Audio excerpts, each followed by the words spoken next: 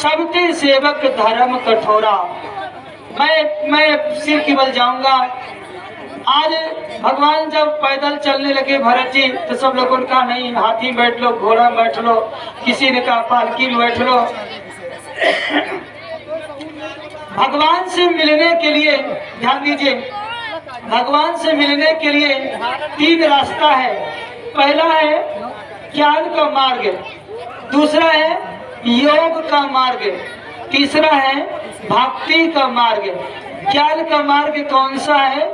ज्ञान का मार्ग है घोड़ा। यदि आपको ज्ञान हो जाए कि भगवान ऐसे हैं, भगवान वैसे हैं, भगवान ऐसे मिलेंगे, भगवान वैसे मिलेंगे, तो ज्ञान होने पर भगवान आपको मिल जाएंगे।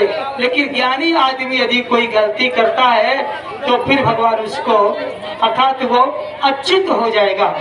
ज्ञान के पंथ है, बोले ज्ञान के पंथ कृपान के धारा। ज्ञान का जो पंथ है, ज्ञान का जो मार्ग है, वो तलवार की धार की तरह है। इसलिए मैं निवेदन करना चाहता हूँ कि ज्ञान के मार्ग में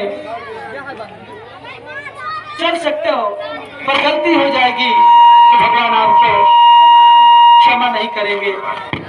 दूसरा है भक्ति का मार्ग।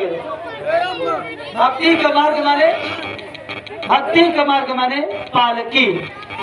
पालकी में आप बैठ जाइए, धोने वाले को भार होगा पर आपको भार नहीं होगा।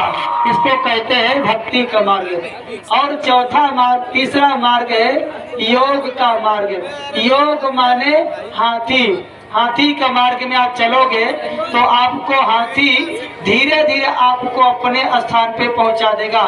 लेकिन आप जैसे योग का मार्ग माने हाथी, आपको गुरु जी ने गुरु मंत्र दिया है, जैसे गुरु मंत्र दिया है तो आप जपते रहो, जपते रहो, जपते रहो, जपते रहो।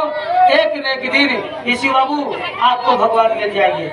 लेकिन अब आप ये सोचो कि 4 फरुआ यहाँ खो दे, 4 फरुआ वहाँ खो दे, 4 फरुआ वहाँ खो दे, 3 फरुआ यहाँ खो दे, तो क्या पानी मिल जाएगा?